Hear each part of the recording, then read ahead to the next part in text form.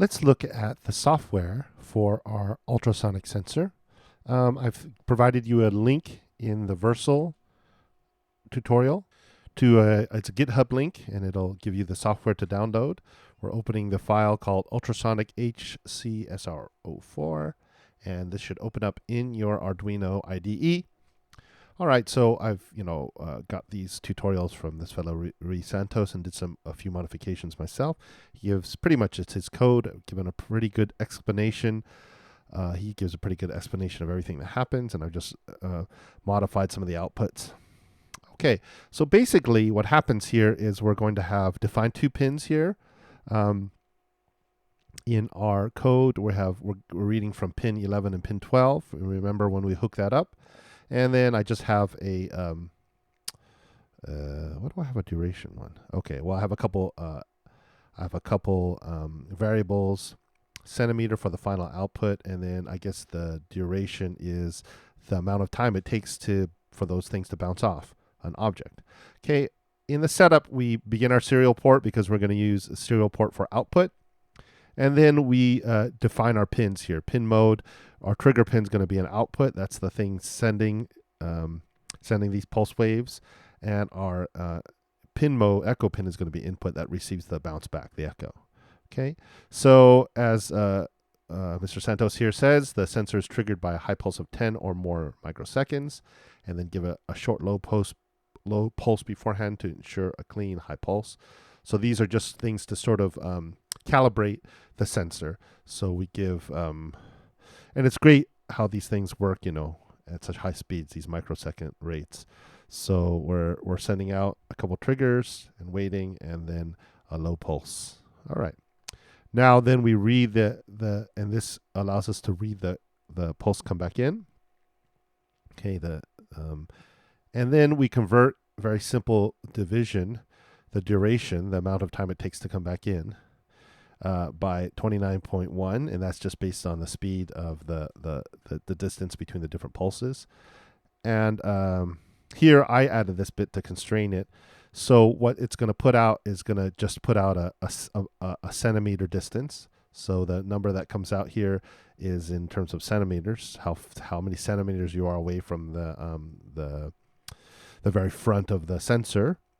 And I'm just constraining it because when your hand leaves the sensor, you get this sort of high, you get the highest, whatever the ceiling or whatever happens to be above your hand or such. So I'm just constraining it to 60 because that seems to be sort of a useful distance. And then I added a couple things here to print out just some headers so that if we are using multiple sensors, you can sort these strings and get the one that comes from the ultrasonic one, I'm calling it. These are kind of optional if you're using this for other use. In terms of the mouse theremin project, these will be useful because we're going to sort these signals out. Okay, and then a delay about 33 seconds. That's because I'm in my music software, I'm changing things at about that rate. I guess that's also like the frame rate of processing. So you can change that delay as well, and you can adjust this number as well. Your serial baud rate, higher or faster depending on your serial port is getting choked up. Okay, and then this prints the actual data, which is this CM. That's the actual float. I think it's a long, kind of a floatish kind of thing, and that allows us to see the distance in centimeters. And then this delay just allows the loop not to get jammed up. The loop will just continuously run at a sample, or whatever computing rate, unless you put a delay in there. Okay, so that's the software in a nutshell. In future projects, we'll have a much more higher detail. What everything does. This is just to sort of get you started to use the ultrasonic sensor, and just to give you an idea of how the software works. In future circuits, I will take you through in heavy detail what everything does and why we need to put it there. But for this one, I just want it to be useful. Okay, so let's give it a go. What I'm going to do is I have my ultrasonic sensor plugged into my computer. I'm going to upload this. Hopefully it works.